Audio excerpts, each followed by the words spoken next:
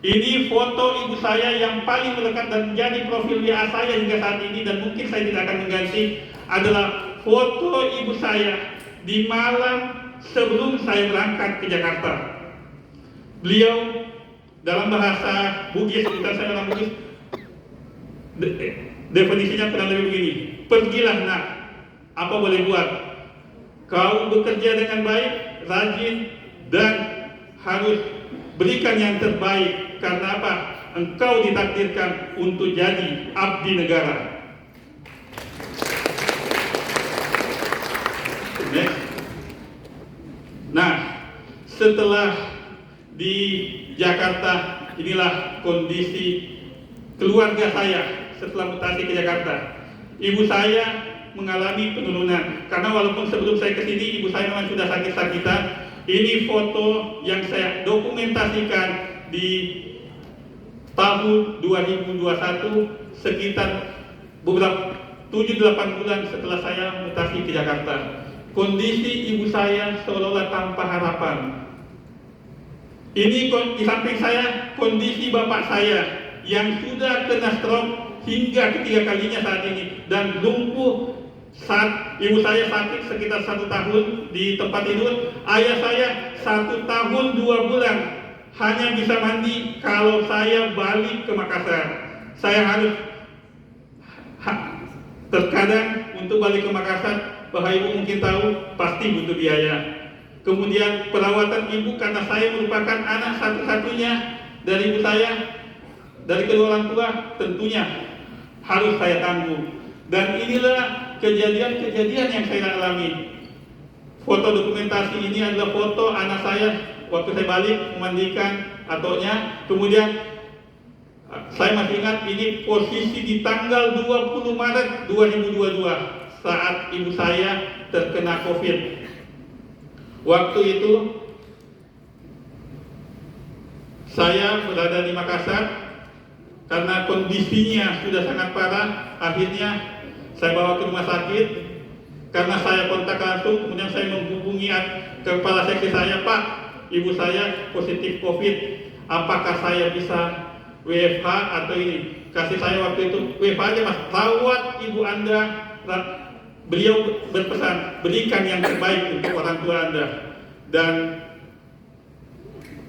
pada saat itu Allah mentakdirkan di tanggal 29 Maret 2022 ibu saya meninggal dunia. Sepeninggal ibu saya, bapak saya kondisi kesehatannya semakin menurun. Dan inilah di tanggal 29 Mei 2023, tepat kurang lebih 110 hari yang lalu, tidur saya waktu itu saya masih ingat, saya seharusnya 4 hari berikutnya baru kembali ke Makassar. Hari Minggu pagi sekitar jam 6 bapak saya nelpon, Man, kapan kamu pulang? Saya bilang, Pak, 4 hari lagi saya balik, karena waktu itu hari Kamis libur, kemudian ke Kamis, Jumat, Sabtu, Minggu. Tapi bisa kau balik sekarang. Selama saya di Jakarta, bapak saya tidak pernah menyuruh saya balik. Baru kali itu ayah saya menyuruh saya balik, dan saya langsung minta izin ke kepala seksi saya, Pak, bapak saya menyuruh saya balik, Pak. Dan kontrolnya sih memang minggu depan, tapi saya mohon izin, Pak, hari Senin saya membawa bapak saya ke rumah sakit. Dan inilah tanggal 28, akhirnya saya schedule pesawat saya hari Minggu tanggal 28 Mei. Di 28 Mei seharusnya pesawat saya waktu itu masih ingat, harusnya hari Minggu jam 5 sore, tapi karena saya yang namanya orang berhemat, cari tiket pesawat termurah, yaitu mungkin Bapak Ibu semua tahu yang sering perjalanan, yaitu Sriwijaya, delay sampai jam 10. Akhirnya apa? Saya tidak sempat mengantarkan ayah saya langsung berobat pada saat itu, tetapi keesokan harinya. Ini pada saat saya tiba 29 Mei 2023 jam 2.55 waktu Indonesia Tengah. Saya bercerita dengan bapak saya demikian, karena saya ngantuk, bapak saya besok aja nak, karena apa? Lagian juga kalau kita ke rumah sakit sekarang sudah tengah malam. Keesokan harinya jam 6 bapak saya sudah tidak sadarkan diri dan saya mengantarkan bapak saya waktu itu langsung ke rumah sakit. Dan sekitar jam 3 sore bapak saya istilahnya telah berpulang ke rahmatullah.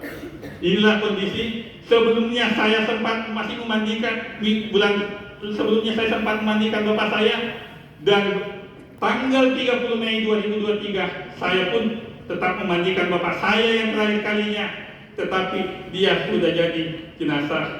Kenapa?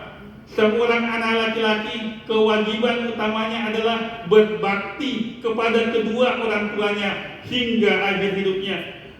Tapi saya juga sebenarnya walaupun saya kena musibah, tapi saya tetap selalu bersyukur. Kenapa? Kedua orang tua saya, ibu saya waktu tanggal 28 Maret 2023,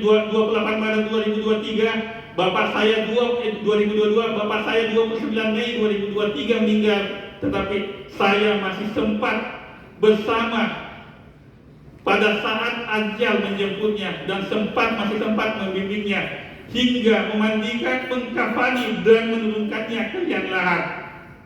Apakah cobaan saya sampai demikian?